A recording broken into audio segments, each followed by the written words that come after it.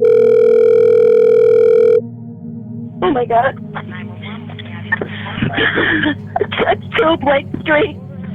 What's the address? Please hurry. It's 2 Blake Street. There's a fire. Come on down. Who else is in the house? Who else is in here? My stepson is in here. How many other people? Help him out. Listen, That's it. I have 2 cats. Everybody's out? Yes. But your stepson's still inside? Yeah, he's right here. Okay, yes. come out. Come down the road. Come on. Nice to stay here. Come on. All right, here he is. All right, my dog is shaking. I know. Come down here. That's 287.33 victim. Fire victim. Okay. Come on. My dog is. Here. I know my dog. I know. Come on. I'm coming. We're seeing it. Got one victim right here.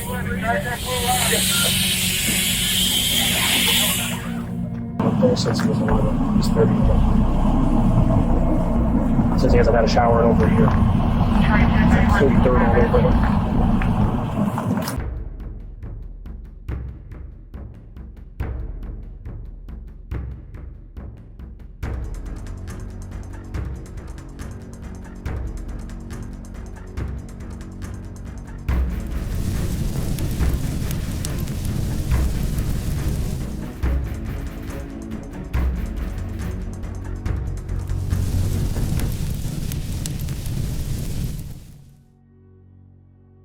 February 12, 2025, Waterbury, Connecticut.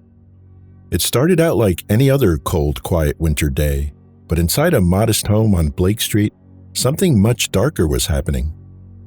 Inside, a 32-year-old man made a desperate move to save his life. What he would eventually reveal to investigators would make headlines across the country. He described years of unimaginable isolation and suffering, and over the coming months, the horrifying details of what really went on inside that house would slowly emerge. The case was so disturbing that Waterbury Police Chief Fred Spagnolo called it the worst treatment of humanity he'd seen in his 33-year career. But this story isn't just about one horrifying act. It raises the bigger questions. How did something like this go undetected for so long? Who failed to step in? And how could a system designed to protect children allow something like this to happen? What you're about to hear is based on publicly available court records, police reports, and credible media accounts. Let's dive in.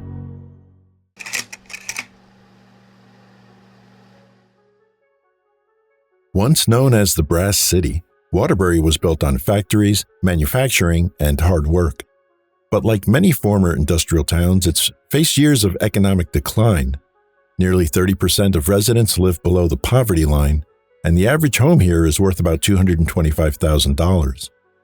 In one of those homes on Blake Street lived the Sullivan family. Kimberly Sullivan, her husband Craig Sullivan, their 2 daughters, and Craig's son from a previous marriage. Craig worked as a shipper for Gem Manufacturing for over 30 years. Kimberly's last known job was at a retail store in West Farms Mall, though she stopped working in 2021. But despite Craig's steady job, finances were always tight.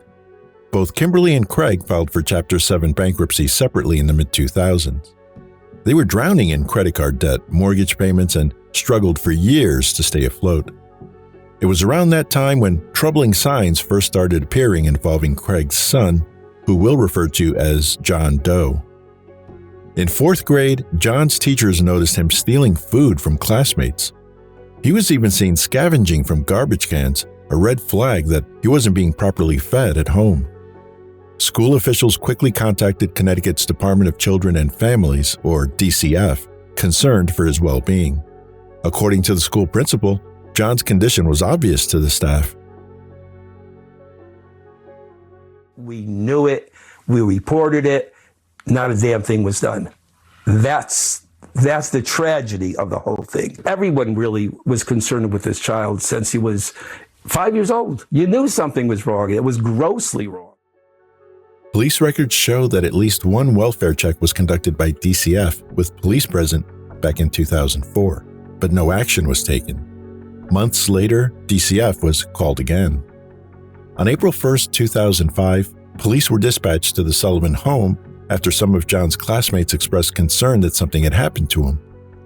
He hadn't been at school for a while, When police arrived, Kimberly Sullivan told them that after the initial DCF visit, they had pulled John out of school entirely and were homeschooling him. She reportedly told officers, "This is the second time I've been bothered by DCF." The responding officer noted that John appeared healthy and happy and that the home looked normal. With no obvious danger, the case was closed that same day. No further action was taken, according to police. But the police would return to the Sullivan home multiple times over the years. Between 2004 and 2025, police responded to 14 different calls to the address, ranging from harassment complaints, domestic disputes, larceny, suspicious persons, and medical incidents. Still, none of these incidents resulted in any criminal charges against Kimberly Sullivan.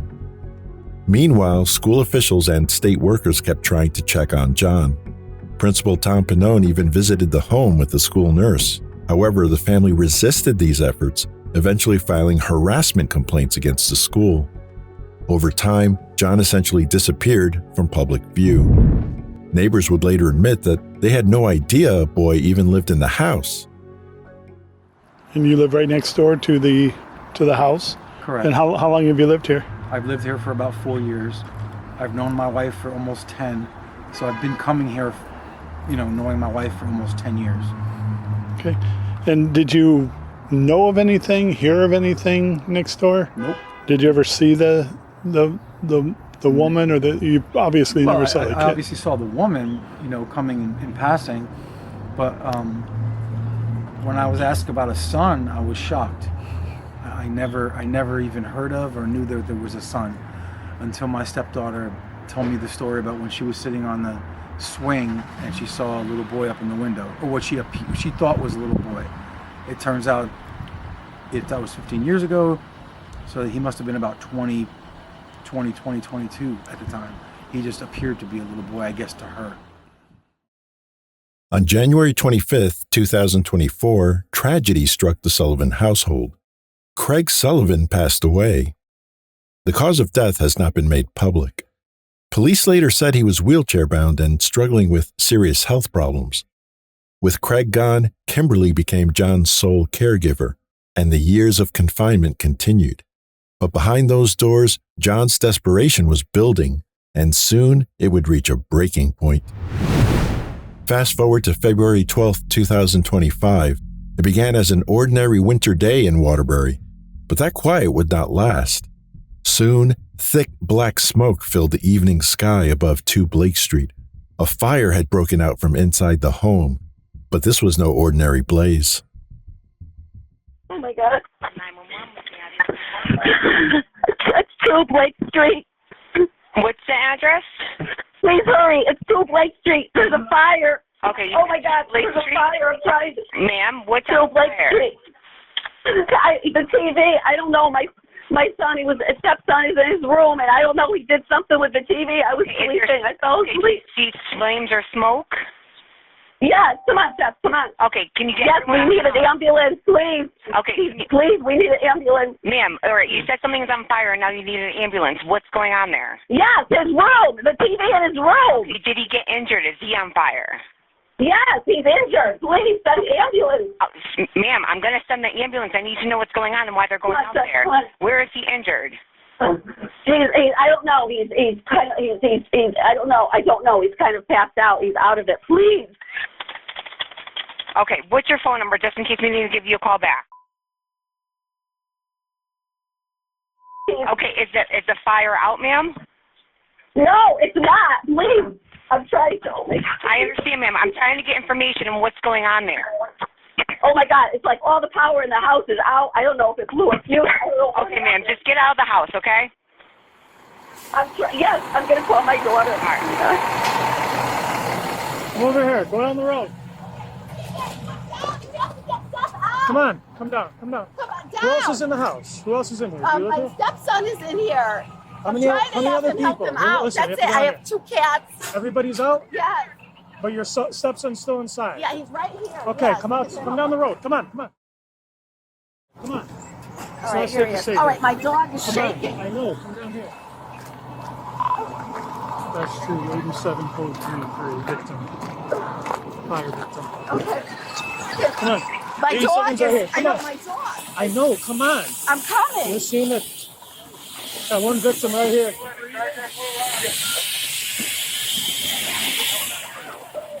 I need to stay over here.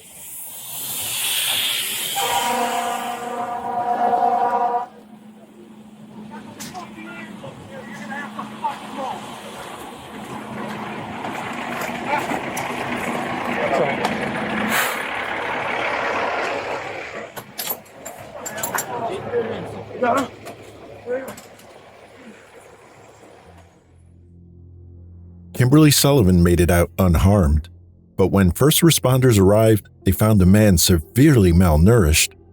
He weighed just 68.7 pounds at 5'9". His hair was matted, his teeth were decayed, and he showed clear signs of muscle atrophy. He was rushed to St. Mary's Hospital in critical condition, suffering from smoke inhalation and burns.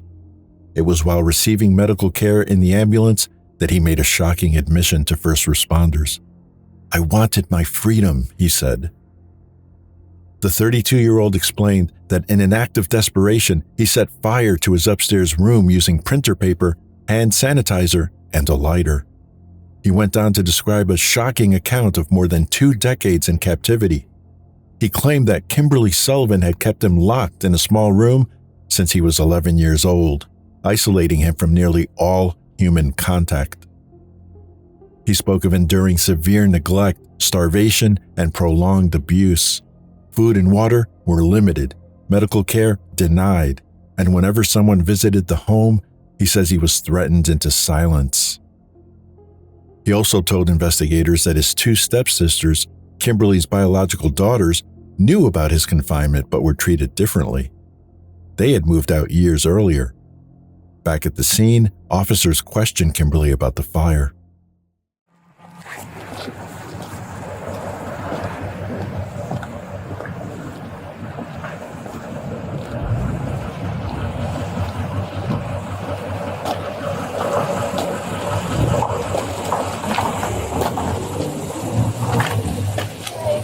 Hello, are you Kimberly?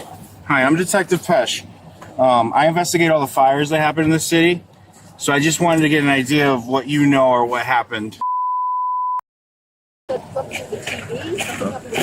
When did he say that? He said he woke up and the TV was in flames. Okay. Where was he when he said that to you? He was coming out of his room. He was coming out of his room? Yeah. I guess he fell asleep, and I guess he, I don't know, smelled the smoke. So take me right to the beginning of when you know there's a fire or there's smoke. I smelled it. Okay, where were you? In bed. In bed? Where's your bed? In bed, Downstairs, right upstairs? Upstairs, okay. Yeah. You smelled it, so then what happened then? Then I guess he was sleeping. He passed out. Okay. But what did you do though, specifically? I was screaming for him. I was screaming it, for him, and I was trying to go into the room, but there were just flames. So he came out of the room. You imagine he woke up, he came out of the room. So when you saw him at first, he was sleeping? No, he was talking. Okay. But he said that he couldn't come out of the room because there were flames. Okay. And I was standing like back because I could see them, and I said, just come out. And he couldn't get out because of the flames? Right. I said, just come out. Just come out. Okay. Just come out, Did he run through him? I guess he did. Yeah. Okay. I guess he did. Was the door locked on his room or no? No. Okay. Is it normally locked? No. Okay, it's normally open? No. Yeah. And he has free reign to go out of there whenever he wants? Yeah. Okay. Does he have any mental challenges or anything? What is he history of? Okay. So no, nothing like that in the past. No. Okay. So other than you, were you sleeping, you said, in your bed? Yeah. Okay. You smell smoke, right? You get up, you go to his room, right? And you're I'm screaming. screaming, yeah. He must have been sleeping and just, I don't know. Just Okay. didn't realize until it was actually happening. Yeah. Yeah, okay. And you're telling him to get out of the room because Yes, there's flames there. He was scared because of the. Yeah, I get that. And I said, just go through them, whatever. Just come out of the room. Yeah. And where do you go at that point? We both went downstairs. So he was able to get out Oh, with yeah, you at yeah, that yeah, time? yeah, we Okay. went downstairs, yeah. Okay. And I was trying to hit 911, and I was just so shaken. It took me a second. Yeah, no, absolutely. I get that. All right. You're going to be here for a little while? why I was going to go to the hospital. Okay. Is somebody with you? Yeah. Okay. Who's with you? My daughter. Oh, okay. Yeah. Husband. Oh, okay. Do they live at the house too? It's just you and your son? Okay. And you're gonna go to the hospital? Okay. That's where my other daughter is. Oh, that's where she is? Okay. All right, I'm fine with that. He's at St. Mary's, right? Yes. Okay. And that's where you're gonna go now? Yeah. Okay. Okay. If I need to talk to you later, you don't have a problem talking with me, right? Okay. Thank you. Kimberly cooperated with officers and was not immediately arrested. Instead, police opened a full investigation. Investigators needed time to fully corroborate the victim's statements, examine the house, and gather physical and forensic evidence before filing charges. Meanwhile, John faced a long road to recovery. Physically, doctors worked to stabilize his condition, but mentally, the effects of more than 2 decades of isolation and abuse would take far longer to heal. As the case garnered national media attention, scores of outlets asked the obvious question.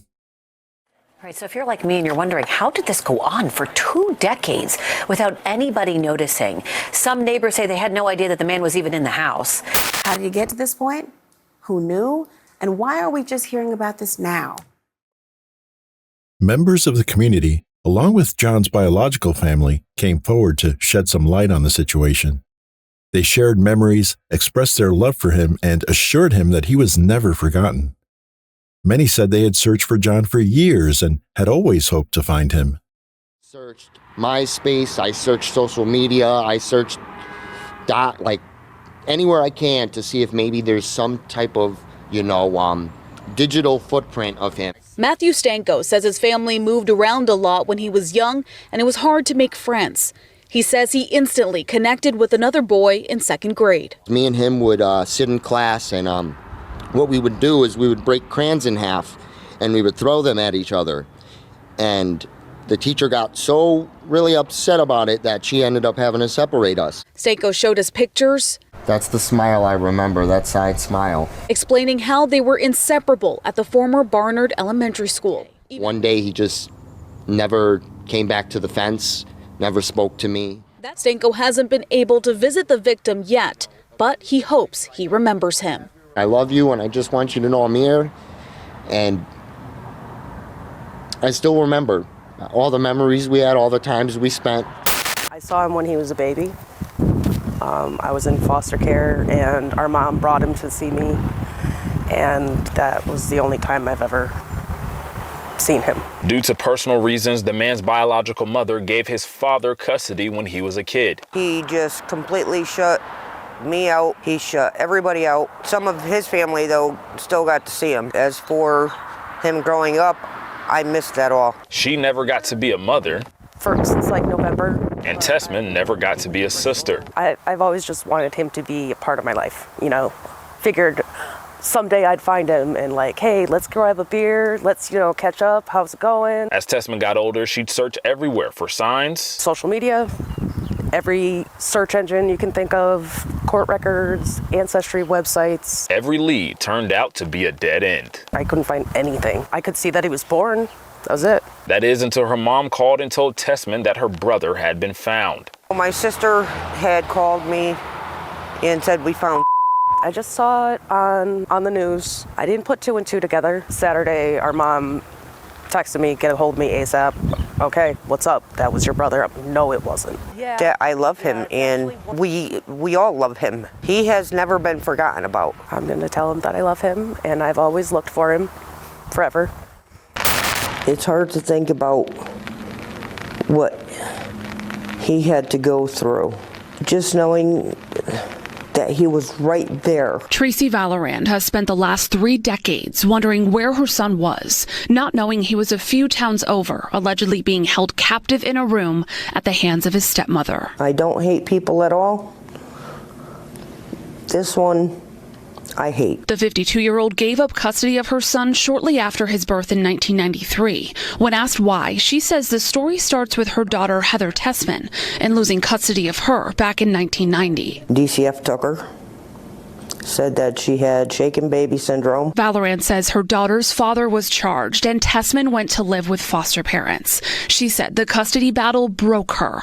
Around this time is when she met her son's father, Craig Sullivan. I ended up trying to kill myself because I knew I wasn't getting her back. Craig would visit me while I was in the hospital. After we got married, we had our son. But she still struggled. I was still having issues coping. Things didn't work out between the two of us. And I was thinking that I was giving my son a better chance at a full life.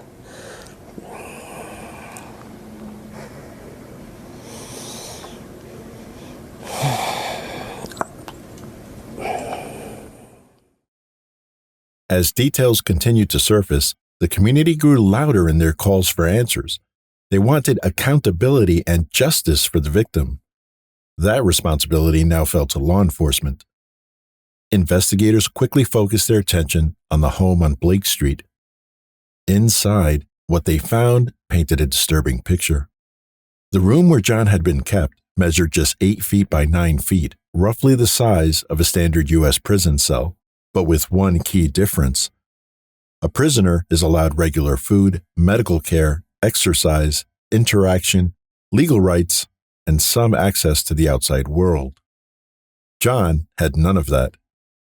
The door was equipped with external locking hardware. The windows were covered. The space was cluttered with bags of trash, spoiled food, piles of empty water bottles, many of them filled with bodily waste. Police noted the overwhelming odor of urine and feces, and the mattress soiled and stained. There was no working bathroom inside the room.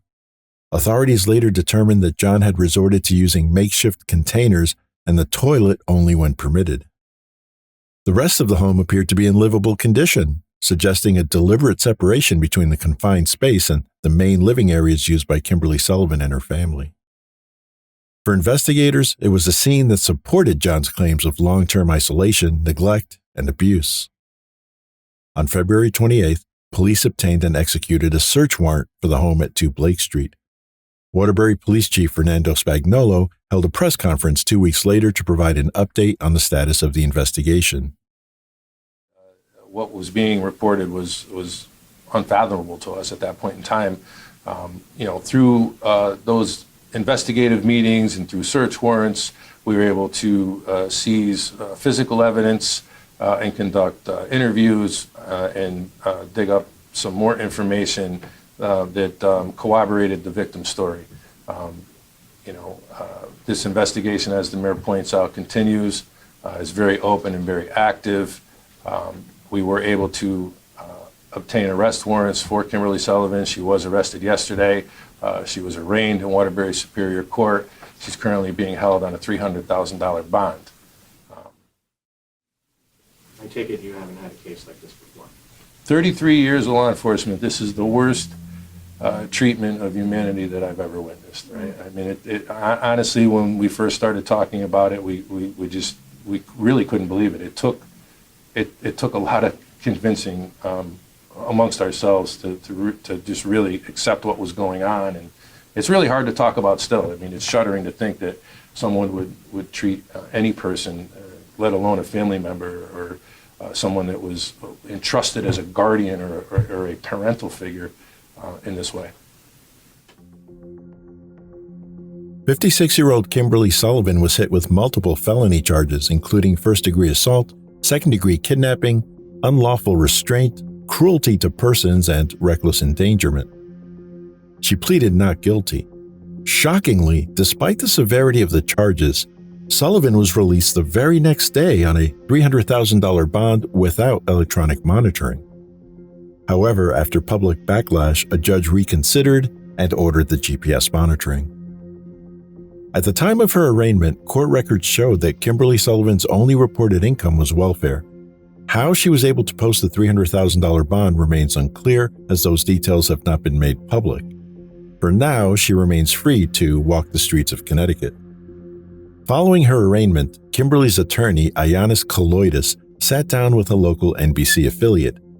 Despite everything, the victim's emaciated condition, his matted hair, rotting teeth, muscle atrophy, locked room confinement, detailed testimony, medical evaluations, and history of DCF involvement, Kaloidis stood firm. He essentially said, "Confinement? What confinement?" He confidently dismissed the charges and told viewers he was certain the allegations would ultimately be proven false. My client is adamant.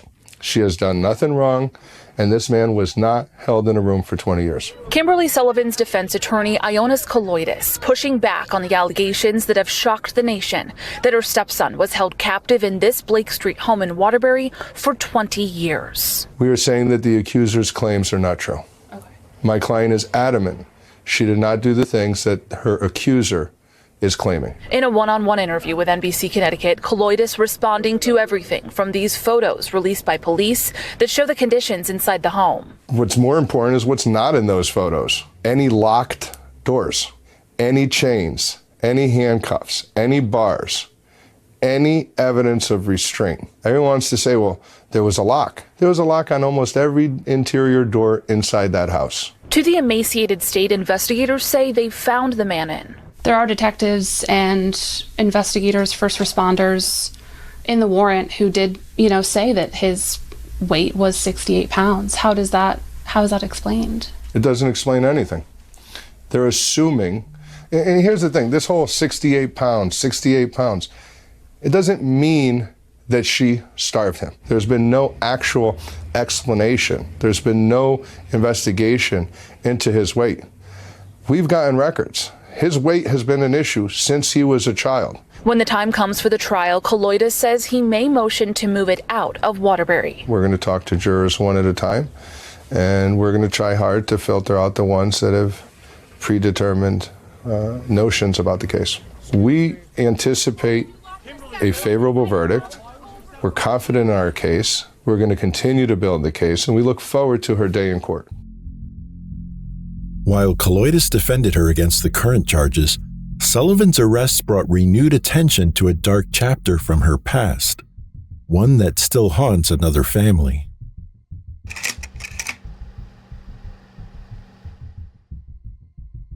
On the night of July 16, 1986, 18-year-old Kimberly, then known as Kimberly Satasanto, was out with her friend 16-year-old Laura Melio and a 25-year-old man they had met at a bar that evening.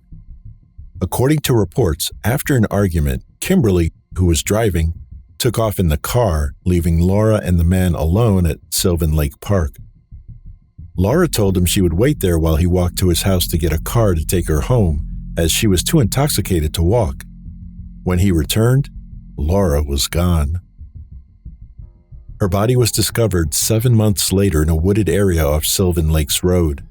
37-year-old Robert Burke, a sex offender who lived across the street from where Laura was left, was later arrested, pleaded guilty to her abduction, rape, and murder, and was sentenced to 40 years in prison. Laura Melio's family believes the tragedy might have been prevented if Laura had not been left alone that night. They've expressed frustration with Kimberly's actions, pointing out that she left with Laura's purse and never reached out to the family afterward. Police never charged Kimberly with any crime or wrongdoing related to Laura's murder.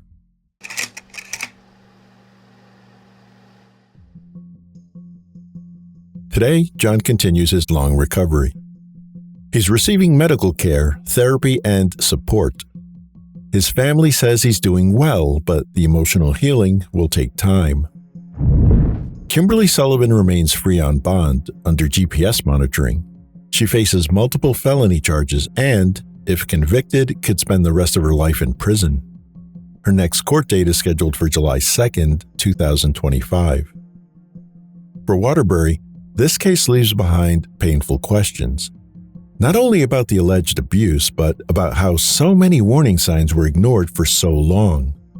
Child welfare officials, who said they essentially lost visibility of John after homeschooling began, law enforcement, and the state itself will have to answer for the failures that allowed this to happen. We will continue to follow this case as it moves through the courts, but for now, Kimberly Sullivan's fate remains in the hands of the justice system